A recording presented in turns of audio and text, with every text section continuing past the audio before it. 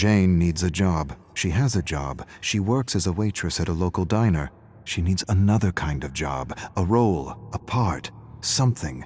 Anything to let her know she's on the right path. Anything to let her know she deserves more than a school variety show.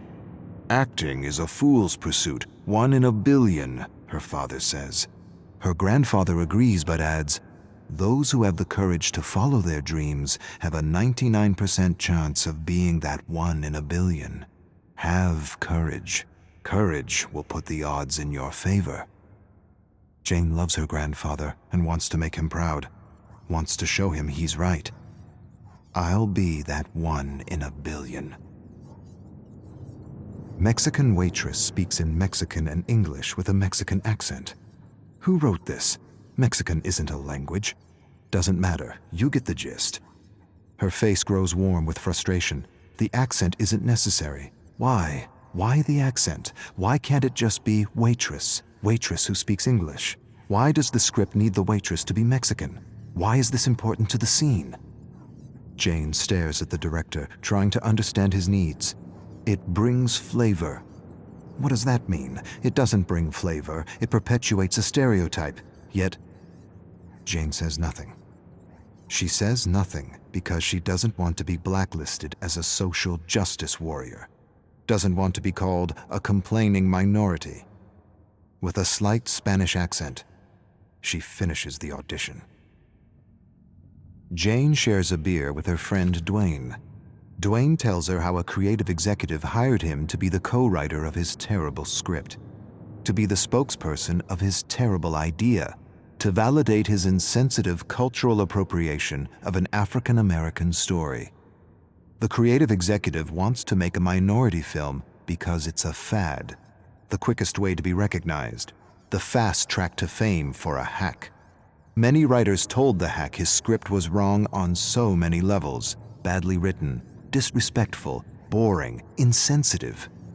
Dwayne refused to accept a script that was disrespectful to his cultural heritage, refused to attach his name to a project so the executive could avoid accusations of cultural appropriation, refused to validate an entitled interpretation of a minority story. The executive discredited Dwayne by calling him a social justice warrior, fired him. Jane sighs sadly for her friend. At least the script won't get produced. Dwayne raises a skeptical eyebrow.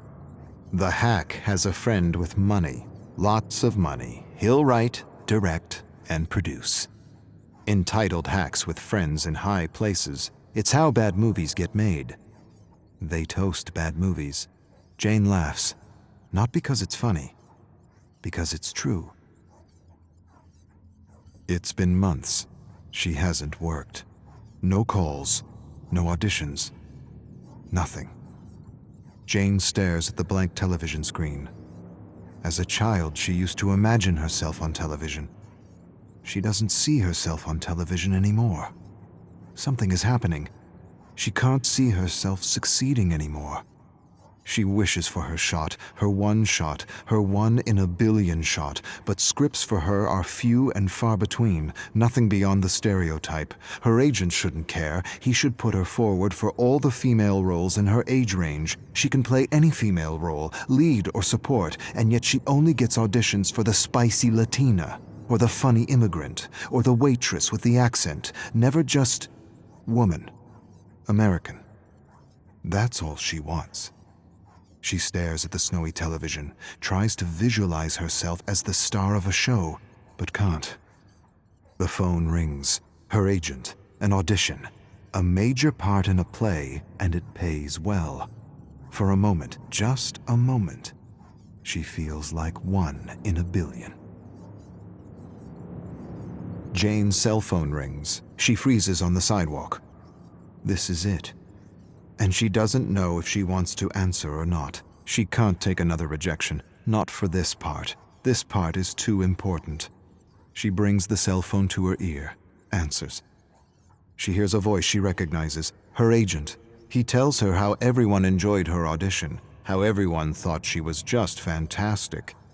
He goes on about something else. She waits for the but, the proverbial but, 1,000 compliments negated by one single, all-destroying, but.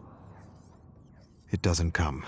She listens to the trivial notes and waits for the polite rejection. Instead, you got the part. She's not sure she heard right. You got the part. She mumbles to herself. I got the part. Her face grows numb with disbelief. She screams. Strangers turn to face her. Sorry. Dwayne helps Jane rehearse at a cafe.